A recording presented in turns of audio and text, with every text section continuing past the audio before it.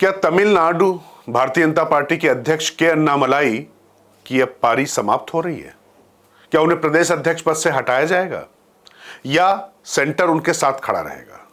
नमस्कार दोस्तों, मैं हूं राजकिशोर। बुलंद भारत टीवी पर जब आपके सामने ये बातें मैं कह रहा हूं तो उससे पहले जरा एक तस्वीरें देख लीजिए।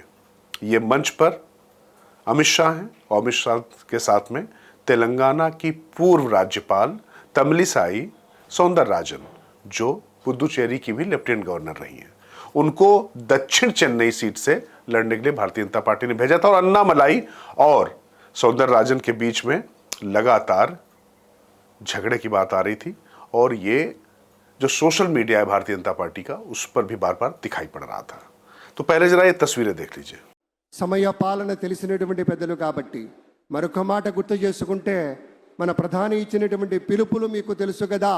నరేంద్ర మోదీ గారు ఎప్పుడు చెప్తారు, స్వచ్ఛ భారత్, ఆత్మనిర్భర్, बेटी बचाओ बेटी पढ़ाओ। देखा आपने, वो जा रही हैं और अमित शाह उनको रोकते हैं और रोकने के बाद उनको किस मुद्रा में बात कर रहे हैं। ये कहा जा रहा है कि जिस तरीके से के अन्नामलाई के खिलाफ सोशल मीडिया पर, मीडिया में बयानबाजी शुरू हो गई है, उसको लेकर ये ताकीद है, चेतावनी है। नतीजे चाहे जो भी आए हों, लेकिन उसके बाद पार्टी की रिफ्ट बाहर नहीं आनी चाहिए। वैसे चुनाव से पहले भी जब हम तमिलनाडु गए थे, बुलंद भारत टीवी जब वहां पहुंचा था, तब भी हमने आपको बताया था कि अन्नामलाई, अगर यूं कहूं कि पूरी पार्टी में अकेले उनके साथ यूथ है, लेकिन जो पार्टी के पुराने नेता हैं वो उनके रवैये को, जो उनकी सोच है, उसके साथ में मेल मिलाप नहीं रखते। लेकिन गृह मंत्री और पार्टी के सबसे कद्दावर नेताओं में से एक अमित शाह का पूरा उन पर विश्वास है। नरेंद्र मोदी भी उनके ऊपर अपना हाथ रखे हुए हैं। तो चूंकि इन दो नेताओं का वरदहस्त था, इसलिए उनकी ही चली।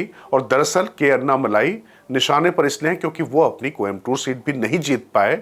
लेकिन एक सफलता जो भारतीय जनता पार्टी ने हासिल की है कि इतना वोट परसेंटेज कभी भारतीय जनता पार्टी को अकेले लड़कर नहीं मिला। सिर्फ डबल डिजिट में पहुंचे, बल्कि 12% से ज्यादा vote share Bharatiya Janata party ने लिया और एआईडीएमके ने 21% के आसपास लिया। वैसे दोनों को मिला दीजिए तो 33% हो जाता है और डीएमके जो उसका वोट शेयर है वो 27% करीब है। तो दोनों का मिला दीजिए तो 4% से ज़्यादा होता है। वैसे जब दोनों साथ मिलकर लड़ते हैं तो पता नहीं इतना वोट शेयर रहता नहीं रहता, या अलग तरीके से, चूंकि भारतीय जनता पार्टी के साथ में आने के बाद एआईडीएमके को इतना वोट मिलता नहीं मिलता। लेकिन ये तय था कि कम से कम मुकाबला ना सिर्फ जोरदार होता, बल्कि हो सकता है ज़्यादा सीटें या बराबर की सीटें ये गठबंधन लेकर आता। तो इसके बाद अन्नामलाई पर हमले बहुत तेज हो गए हैं। वैसे भी अन्नामलाई, चूंकि आपको मालूम है कि वो पूर्व आईपीएस हैं, बहुत लंबा समय नहीं हुआ उनको राजनीति में आया, लेकिन उन्होंने 1700 किलोमीटर से ज़्यादा पद यात्रा करके तमिलनाडु में भारतीय जनता पार्टी को वहाँ खड़ा करने की बात कही। और उनकी एरोगेंस का आरोप उन पर पुराने नेता लगाते हैं। वो कहते हैं कि वो अपने आप को एमजीआर, जयललिता या करुणानिधि के समकक्ष समझने लग गए हैं और भारतीय जनता पार्टी, जिसका 3-4% वोट भी नहीं था, उसको अकेले वो कैसे ले जा सकते हैं।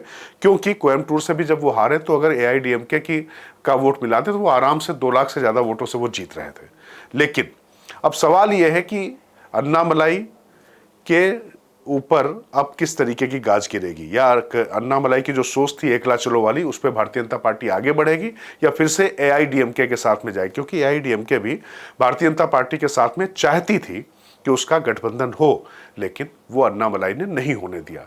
पर एक बात है कि पार्टी किस तरीके से खड़ी हुई है वहां पर, ये देखने वाली बात होगी, ये समझने वाली बात होगी। और ये जो ताकीद कही जा रही है तमिलिसाई सौंदरराजन को, जिस तरीके से मंच पे अमित शाह ने ताकीद की है, आपने उनकी उंगली देखी, उनके चेहरे के एक्सप्रेशंस देखे और सफाई की मुद्रा में तमिलिसाई सौंदरराजन को भी देखा, तो निश्चित तौर पर ये तमाम उन लोगों के लिए मैसेज है कि जो भी है फैसला होगा होगा, लेकिन ये लड़ाई बाहर नहीं आनी चाहिए। जो हो गया सो हो गया। तो ये रिपोर्ट आपको हमारी कैसी लगी, आप हमको जरूर बताइएगा। देखते रहिए बुलंद भारत टीवी, ताकत आपकी।